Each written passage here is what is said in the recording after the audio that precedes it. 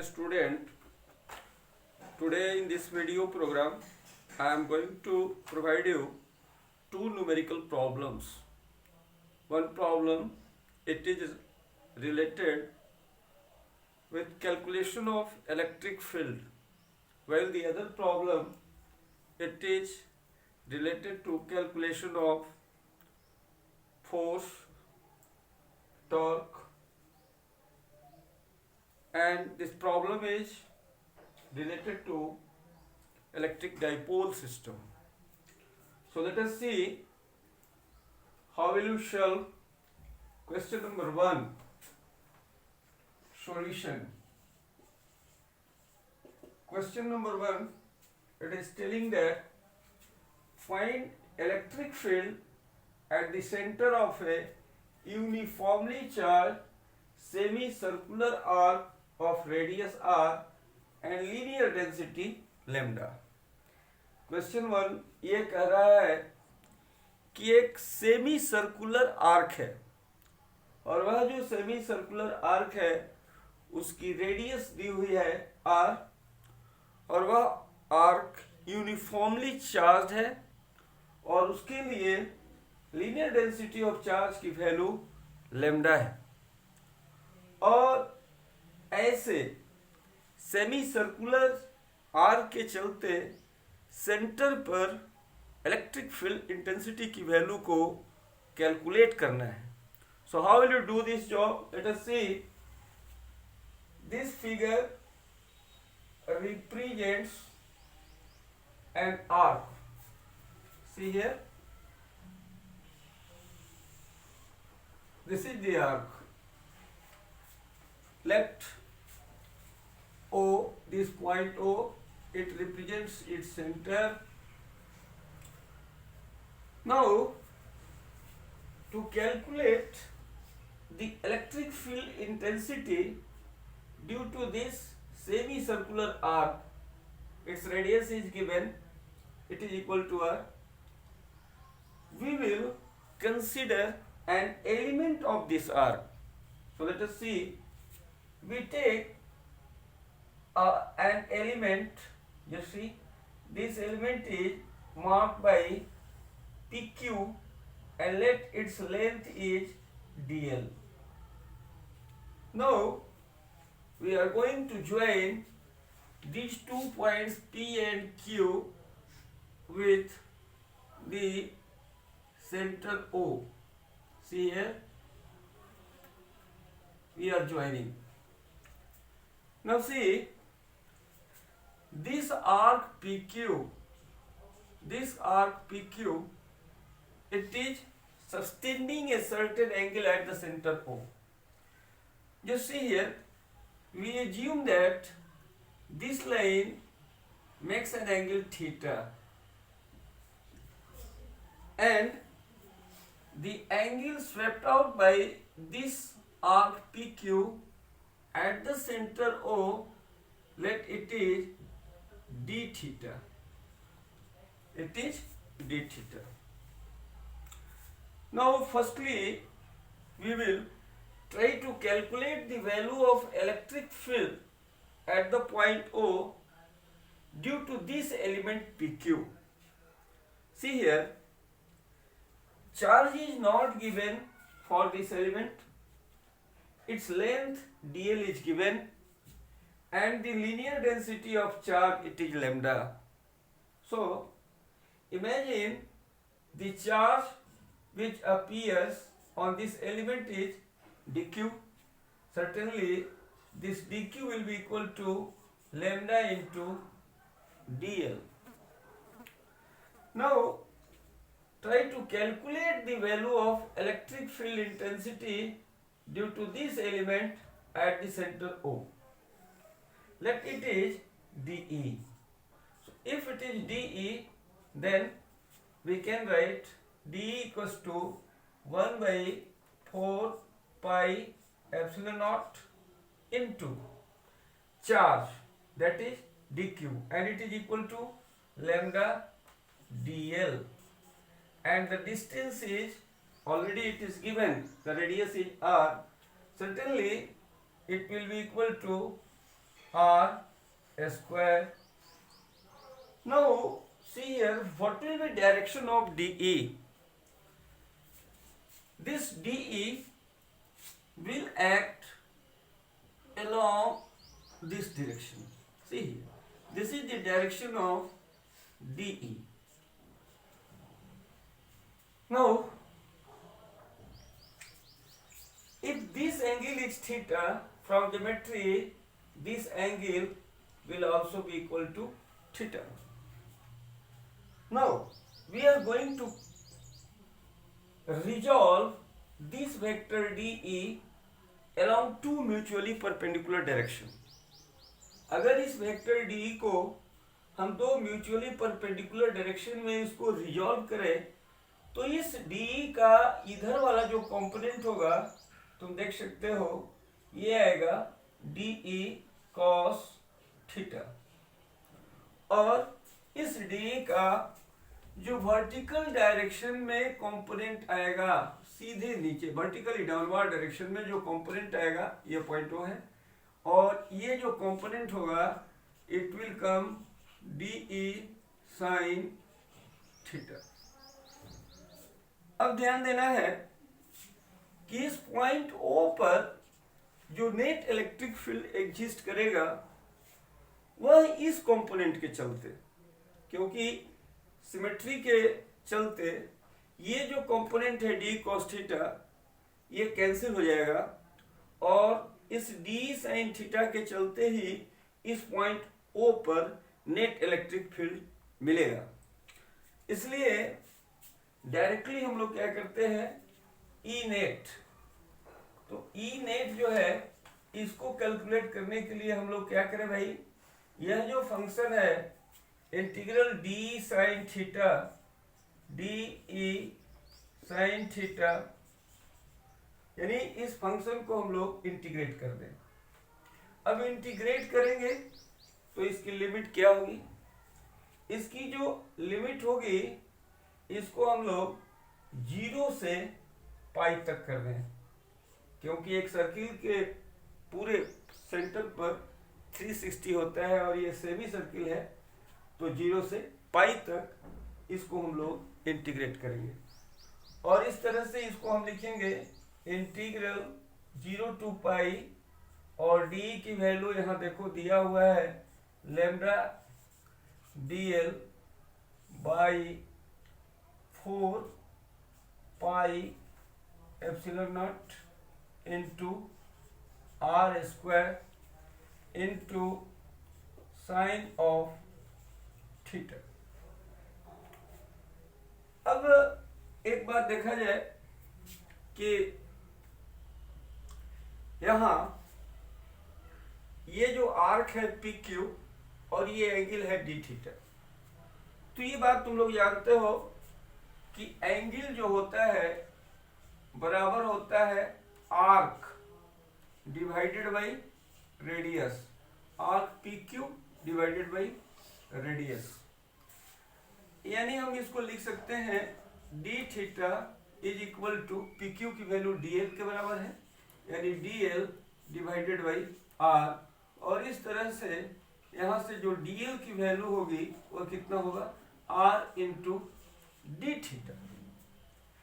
अब देखो यहाँ पर हम ये वैल्यू पुट करते हैं, इस तरह से ये जो वैल्यू आता है इंटीग्रल 0 to पाई लैम्डा, और DL की जगह पर R D थीटा, यानी R D थीटा, और इसके बाद क्या है साइन थीटा, साइन थीटा, और इसके बाद क्या है, नीचे में आ जाओ 4 pi epsilon not into R square.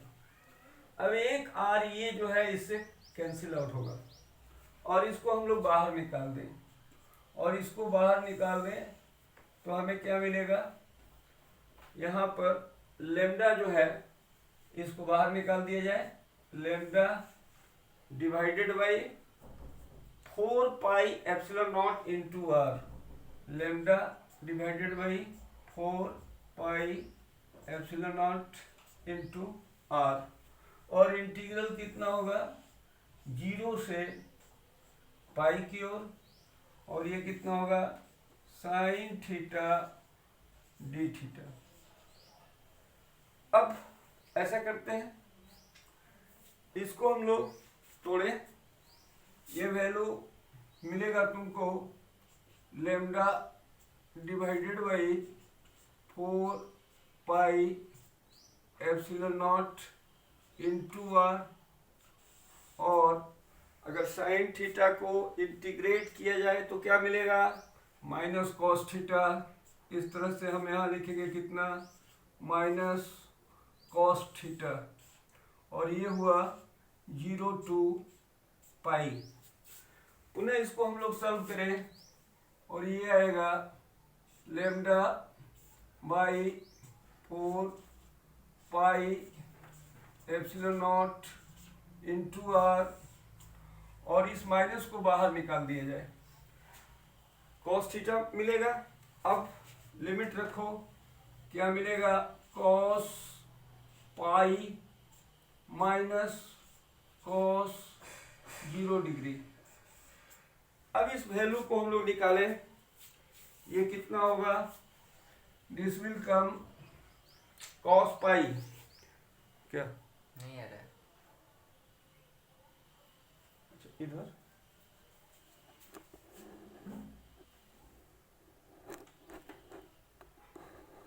नीचे कर दे।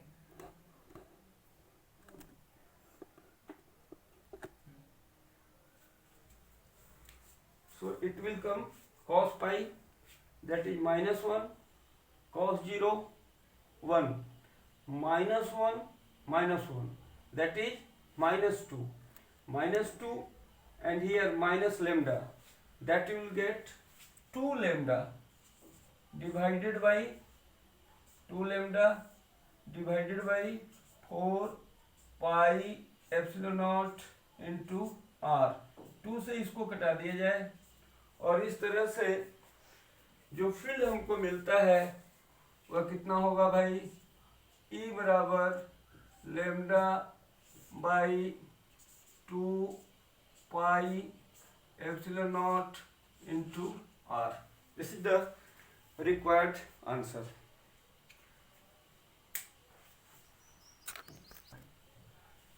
ये second question, see here, it is telling that in a certain region electric field is along z-axis throughout।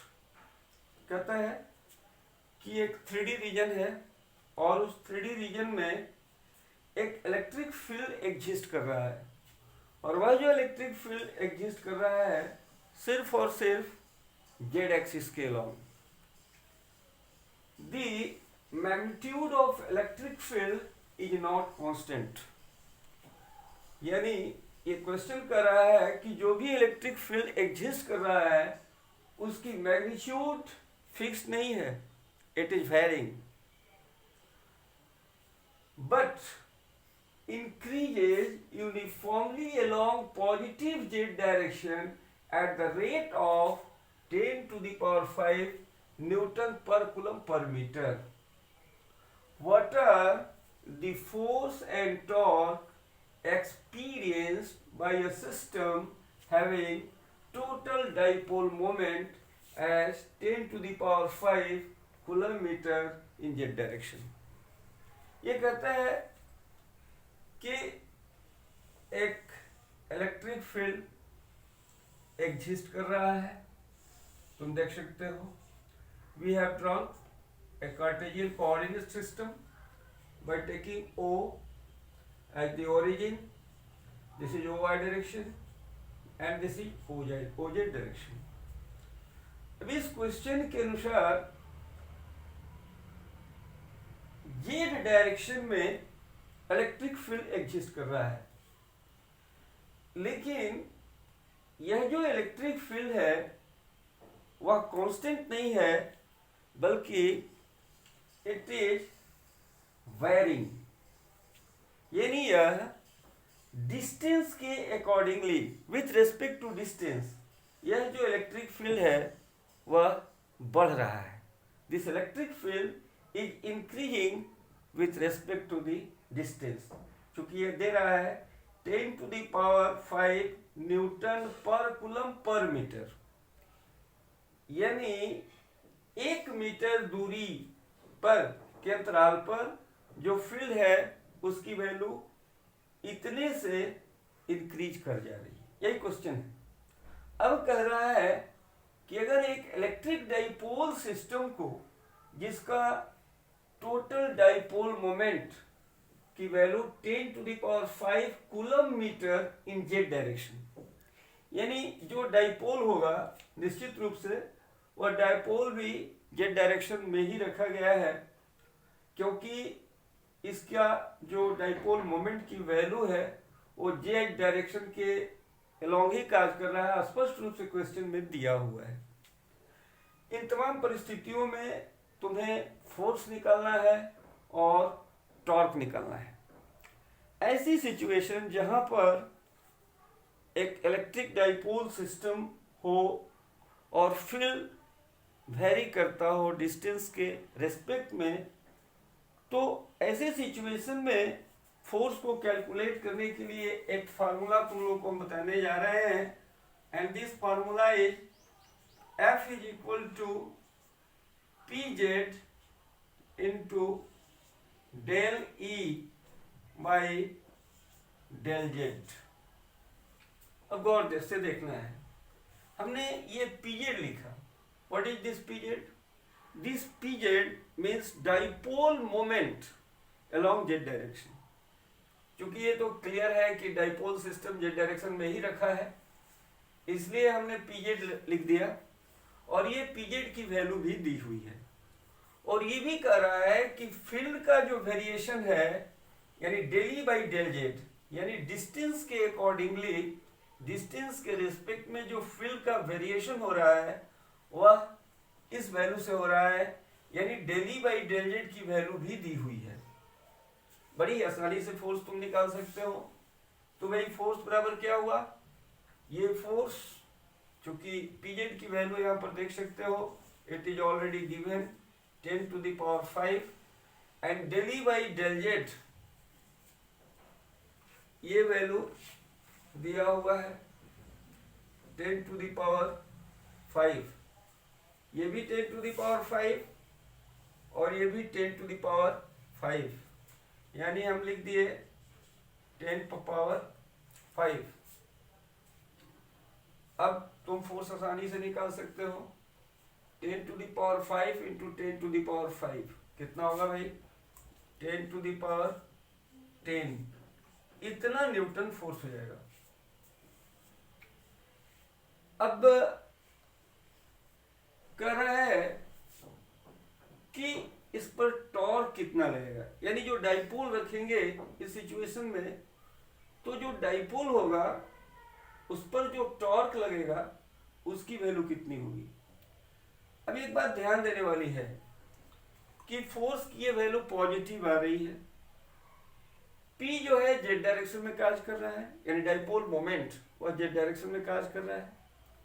इसका मतलब कि जो फील्ड होगा उस फील्ड का डायरेक्शन, फोर्स का डायरेक्शन और डाइपोल मोमेंट P का डायरेक्शन, तीनों एक ही डायरेक्शन में एक्ट करेंगे।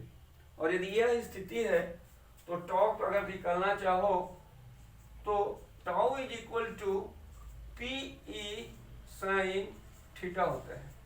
और चूंकि डाइपोल मोमेंट P और E दोनों के बीच both are acting along the same direction, यानी थीटा की वैल्यू 0, और उस स्थिति में साइन 0 0 होता है, इसलिए torque experienced by the dipole system will be 0।